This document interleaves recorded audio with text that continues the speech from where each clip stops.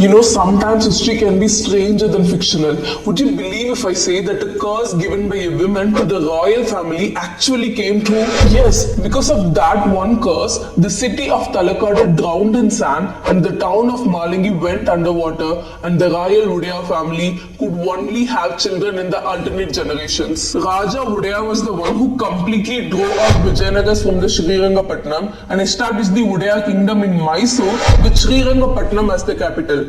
He was the ninth ruler of the dynasty and was a very courageous man with lots of love for arts and culture. At that time, the viceroy of Srirangapatnam was Tirumala Raya, a distant relative of Venkatapati Krishnadevaraya, who was the king of Vijayanagar. Both Tirumala and Raja Udaya were competing with each other for capturing South Karnataka. Tirumala wanted to take control over the Srirangapatnam Mysore province, so he made a plan to kill his enemy Raja Udaya. He invited Raja Udaya to a parade of his army and planned to have him killed there. But Raja Udaya got to know about this plan and attacked the Srirangapatnam. Tirumala lost his life in this battle and Srirangapatnam was captured by Raja Udaya. Alamelamma, the wife of Tirumala Raya, was an ardent devotee of Sriranganayagi, the presiding deity of the famous Adiranga temple of Srirangapatnam.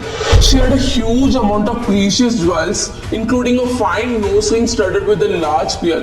It was at that time that widowed women would not wear many jewels, so she donated all her jewels to the temple of Sriranganayagi. Every Friday and Tuesday, the deity of Sriranganayagi was decorated with the jewels given by Alamelamma, but she was not ready to completely give away the jewels. She kept the custody of the jewels and gave it to the temple only during the puja days. So the temple authorities requested a complete authority over the jewels, as that was the normal practice, but she refused it. Now the temple authorities approached Raja Udaya and he sent a few people to Malangi where Alamelamma was staying with a request to return the jewels, but only the pearl-studded nose ring was sent back by Alamelamma. So Raja Udaya sent his army to Talakad to ask her once again, and if she refused, he ordered them to seize the jewels by force. To escape from the army, Alamelamma jumped into a whirlpool in the Kaveri at Talakad with all her jewels and uttered that legendary curse on Raja Udaya, and that curse was passed on as a folklore for the past 400 years. Talakad Maralagali, Malangi Maduvagali, Mysore Maharajagige Makkalagadigali, which means may Talakad turn into a barren expanse of sand, may Malangi turn into a whirlpool, may the Rajas of Mysore not have children. Hearing this extreme step taken by Alamelamma, Raja Udaya felt so guilty because in this culture you can conquer a kingdom, kill the enemy or do whatever you want with him, but you shouldn't touch the women over there. A curse coming from a woman means it's a very big deal. So Raja Udaya felt so bad, and as a way of expressing his grief, he made a golden idol of Alamelamma, installed it in the palace and worshipped it as a deity. A strand of her hair was also preserved in a box. Even to this day, Alamelamma's idol can be found inside the Mysore palace and is still being worshipped by the royal family. And the same huge pearl-studded nosepin is today adoring both the goddesses of Ranganayagi and Alamelamma. And the Dasara festivities inside the palace on the evening of Navaratri end only with the formal puja to Alamelamma. A woman who cursed their dynasty became a goddess for them. And that curse actually came true.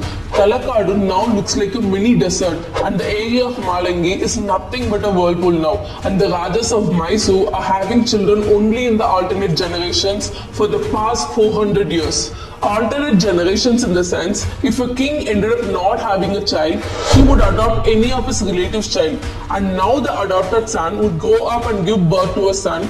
Now this son, who already born as a prince, most probably would not have a child of its own, and he grows up and adopts another child, and the circle continues like this. For example, Nalwadi Krishnaraja Udaya, one of the most celebrated Udaya kings, had no child and chose his nephew Jaichama Raja as his successor. And Jaichama Raja gave birth to Srikanda Datta, and Srikanda Datta died childless. Historian Dr. Veerappa said, if we take a scientific view, there is no scope for curse. But if you observe the Udaya family tree, 6 rulers since the 17th century have been adopted sons. The Udayas too acknowledge it as a fact. Even recently in 2017, Yadavi Krishnadatta Chamaraja Udaya and his wife Trishika Kumari gave birth to a son, but Yadavi Udaya was her adopted son. So let's hope at least hereafter Alamelamma's anger will cool down and her curse will be lifted.